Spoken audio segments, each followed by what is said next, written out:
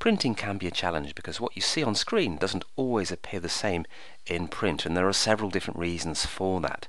For starters, your screen's much brighter than a bit of paper, so the colours might look more vivid on screen and slightly drab in print. You also create colours on the computer by mixing reds, greens and blues together, whereas when you print, you mix inks together in a different way using cyan, magenta, yellow and black ink. So there's a different way of actually creating colours in print compared to the screen. And you can also see more colours on screen than it's possible to print. So there's lots of different things that conspire against us to stop us getting a perfect print. But here's some tips to help you get a better looking print, and for starters we're going to think about colour management. So let's go to Edit, pop down to Colour Settings, and you've got no colour management at the moment, but you can optimise the colours for printing or for viewing on screen. So on screen you're using the reds, greens and blues, and you're seeing a range of colours that are unique to the screen. But if you want a colour space that suits the printer and something that the printer can actually deal with, then change it to the Adobe RGB colour space. So what we're doing here is we're setting up a printer-friendly colour profile, and that should help us get the shot on screen looking similar to the shot that comes out of the printer. But there's lots of other things we can do as well to make that happen.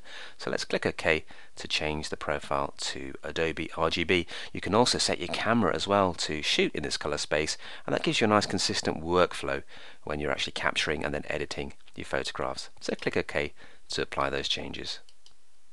The next thing to think about is to scale the shot to fit the printing paper you're going to use. Now many printers will scale it for you, but if you do it in Photoshop you've got more control over how the image is being reprocessed, and I'll show you what I mean by going up to Image, go to Resize and choose Image Size.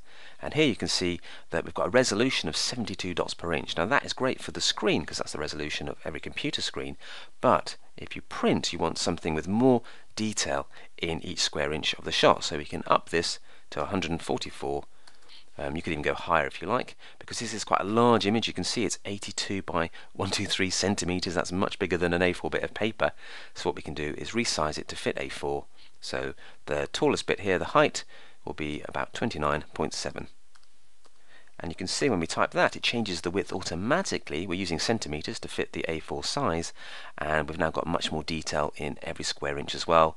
And because the image was very large, we can scale it down and up the resolution and know that it's going to be a high quality print. So we can also make sure that when we resize it, when we scale it down, we choose the best option down here, and if we're reducing it because it's actually much larger than the A4 sheet, we can go for bicubic sharper, and that's an interpolation technique that will scale the image down, keep it nice and sharp, and it will look great when you print it out. Okay, that's enough in this window, so let's click OK to apply these changes. And it looks pretty small at the moment, but if you go to print size, you'll see it's actually much bigger than we first thought when it's scaled down.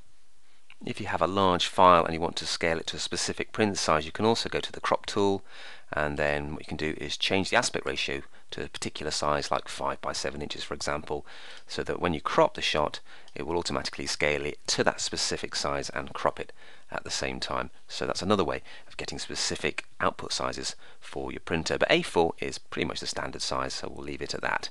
I'm just going to go back to the zoom tool by pressing Z, and I'm going to choose fit screen just so I can see the entire shot.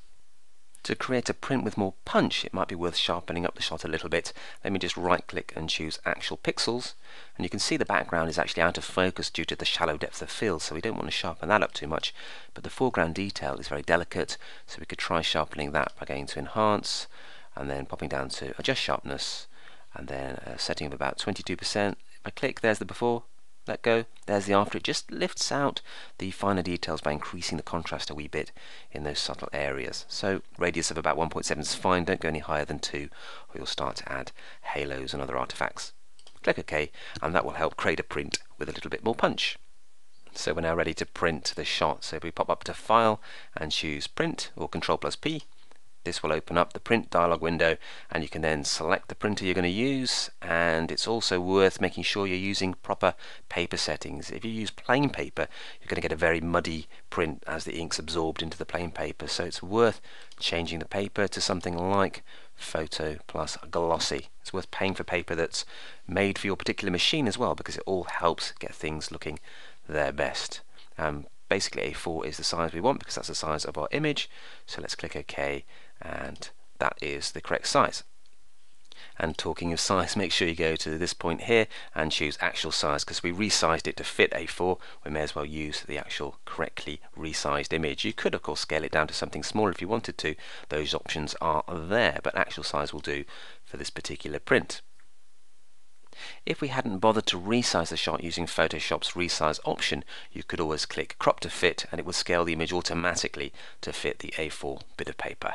But by scaling it ourselves, we had more control over the interpolation method used to scale down the shot to make sure the quality is as good as it can be. Now before you click print, it's worth having a look at more options just to check what the printer is going to do with the colour, because we don't want it clashing with Photoshop's way of managing colour using the Adobe RGB space. So go to Colour Management and make sure that Photoshop manages the colours, not the printer, because we don't want a bit of a clash there. And you could always set the printer profile to the same colour space too, and then double check by going to Printer Preferences and look at things like effects, because you don't want the printer to be doing lots of horrible effects like changing the colours, making them more vivid, for example, by clicking here. So untick all these boxes just to make sure the effects are off and it won't clash with Photoshop's carefully managed colour space. Click OK, and you're now ready to click OK again. And before you click print, just double check the settings again. You can see it's changed the quality to medium when we went into the printer there, so let's just push that back up to best. We don't want it to be sneaking any other settings in there. Click OK, and finally you can click the print button and off you go. Now in the next movie, in part 6 of our organising and sharing video lesson, we're going to look at how to print multiple shots onto a single sheet of paper using Picture Package.